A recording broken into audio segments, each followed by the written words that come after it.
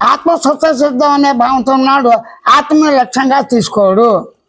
దేహం అనుభవం ఉందని స్వానుభవంతో గుర్తించిన వాడు అనుభవం ఉన్న దేహాన్ని కొత్తగా సాధనతో ప్రయత్నం చేసి పురుష ప్రయత్నంతోనో అప్రయత్నంగానో అదృష్టంగానో ఇతరుల చేత ఈ శరీరం వచ్చింది, ఈ శరీరం నేను మర్చిపోయాను, పోగొట్టుకున్న శరీరం ఎలా పొందాలి, ఇటువంటి భావాలతో శరీరాన్ని ఎవరైనా వెతుకుతాడా?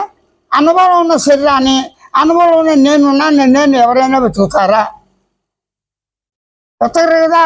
కానీ నేను ఎవడను, నేను ఎక్కడ చేస్తాను, నా నిజ స్వరూపం ఏంటి, నా నిజతత్వం ఏంటి, నిజతత్వం సత్యమా అసత్యమా, సత్యం అయితే ఎలాగుంది, అసత్యం అయితే ఎలాగుంది, అసత్యంలో ఉన్నానా సత్యం ఉన్నా, ఇటువంటి ప్రశ్నలన్నీ కూడా నేను సంబంధం కాదు, నేనుగా ఉన్న స్వానుభూతులనే ప్రశ్నిస్తున్నావు. ఎవరికి వారే స్వయంగా స్వస్థసిద్ధంగా స్వానుభూతులుగా ఉన్నా, స్వయంగా గుర్తించి గమనించి తెలుసుకునే లక్ష్యంతో ఉన్నా, ఎరుక లక్ష్యంతోనే సహజంగా నేను ఉన్నాను.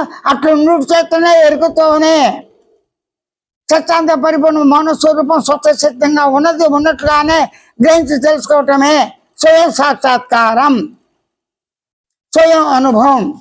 దానికి పేర్లు ఏవైనా పెట్టచ్చు.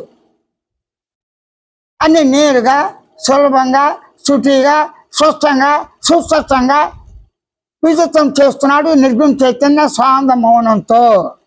అందరం కూడా సహజ స్వయం అంతా సహజంగా ఉన్నాము.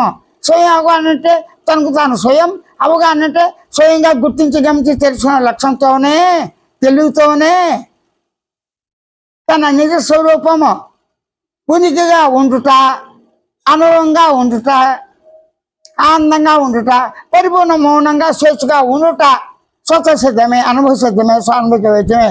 కొత్తగా తెలుసుకోనే అవసరము ప్రసక్తి అప్రసక్తమే. అంటే స్వత సిద్ధంగా ఉన్న తను తానే స్వయంగా గుర్తించి గమనించి తెలుసుకుని ఊరక ఉండటమే సహజం. ఇంతవరకే స్వయంగాంతో నేరుగా, శుచిగా, స్పష్టంగా స్వయం ప్రబోధ సూచన అవగాహన విజితం చేస్తున్నాడు నిర్గుణ చైతన్య స్వానందంతో.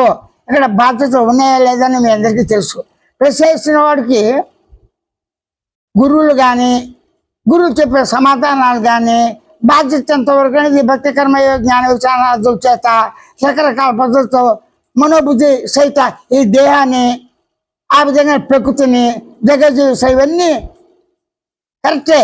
వీటిని మరలా గుర్తు చేస్తూ ఈ బాధ్యత ఇచ్చేయి, ఇది చేయబోతే నువ్వు నష్టపడతావు, జన్మలు బాగుతావు, ఈ విధంగా వివరంగా స్పష్టంగా సమాజ దృష్టిలో అందరికీ కూడా వ్యక్తిగత అభిప్రాయాలతో జన్మ సిద్ధాంతం, జన్మలు అందరూ అంగీకరిస్తారా? నాస్తికులు, హేతువాదులు ప్రకృతి సిద్ధాంతం, ప్రకృతి ధర్మాలు నీ ఎంతవరకు, నువ్వు ఎంతవరకు పాటిస్తావు, దీంతోనే సరిపోతుంది. ఇది వ్యవహార జ్ఞానంలో కరెక్టే. కానీ వ్యవహార జ్ఞానం చేసేది ఎవరు? శరీరం చేయదు. జడ చేతుల పదార్థం అయినప్పటికీ నేను ఉన్నాను తను గ్రహించే నేను లక్షణం లేదు కదా. నేను తన లక్ష్యంతోనే తెలుసుకున్న లక్ష్యంతో నేనున్నాను స్వయంగా గమనించి తెలుసుకున్న దేవంతా కూడా తెలివిగానే ఉంది. తెలివి వాస్తవ స్వరూపం ఎలాగుంది?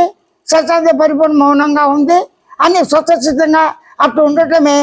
అట్టి దృష్టితున్న దేహం కూడా సత్యచిత్త ఆనంద పరిపూర్ణ మౌన స్వరూపంగా ఉన్నది. ఈ జగత్తు, ఈ ప్రపంచం సర్వం చూసేవాడు చూడబోదు అన్న ప్రసక్తి లేకుండా సర్వం తన సహజ స్వరూపం స్వయం సత్యానంద పరిపూర్ణ మౌన స్వరూపంగా ఉన్నది అన్న దృష్టితోనే సహజంగా ఉండటమే అని మాత్రం నిరూపించని చెప్పదలిచాడు.